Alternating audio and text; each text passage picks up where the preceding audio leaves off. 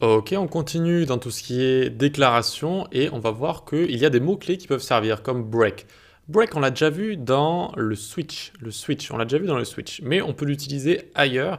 Dans le switch, ça sert à terminer un cas, c'est-à-dire que lorsqu'on tombe sur un cas précis, on exécute ce qu'il y a dans ce cas et hop, c'est terminé après. Et ce qu'on va faire désormais, eh bien, c'est avec une boucle for par exemple.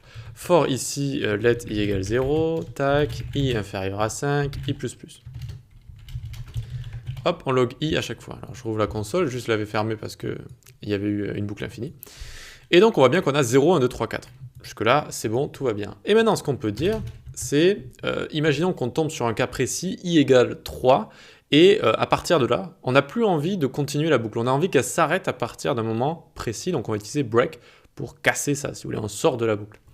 On sort de la boucle for. Donc ici, on fait if i est strictement égal à 3, par exemple. Alors breaks. Juste break, pas breaks. Juste break. Ok, et donc regardez, 0, 1, 2, i est égal à 3, breaks, c'est fini, c'est terminé, on sort de la boucle.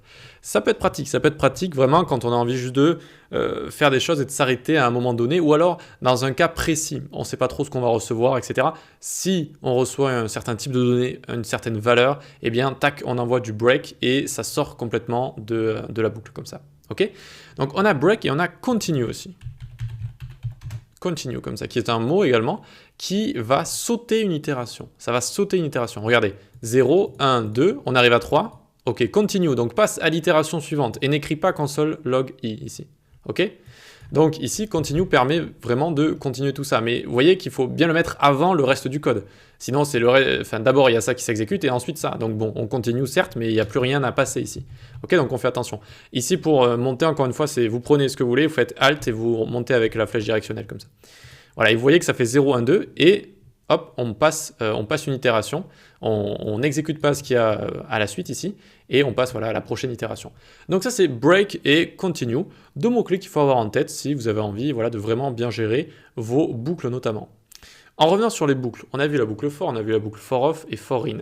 Il faut savoir en fait, avec la boucle for, avec donc ce qu'on voit juste devant nos yeux ici, eh bien on peut faire tout ce que fait la boucle for off et for in.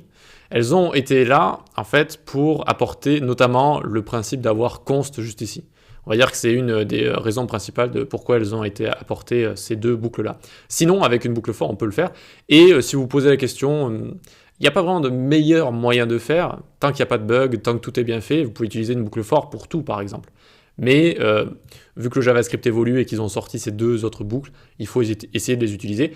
C'est quand même très pratique, la boucle pour les objets, d'accord? La boucle pour les objets est quand même très pratique, donc for in, on va pas se le cacher quand même, elle est très pratique. Mais for off, on peut également utiliser la boucle for si on veut. Voilà, il n'y a pas vraiment je voulais dire de règles établies. Parce que je sais que certains se prennent un petit peu la tête et ça a été mon cas aussi quand j'apprends quelque chose en général.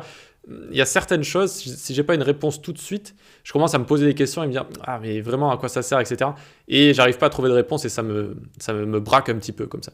Il faut vous dire ici que, voilà, tant que la boucle for fonctionne, fait ce qui est attendu et qu'il n'y a pas de bug ou quoi que ce soit, vous pouvez l'utiliser pour ce que vous voulez. Les deux autres sont là pour, on va dire, plus de sécurité et dans des cas précis, des objets itérables ou des objets tout simplement. Voilà, allez, on passe à la suite.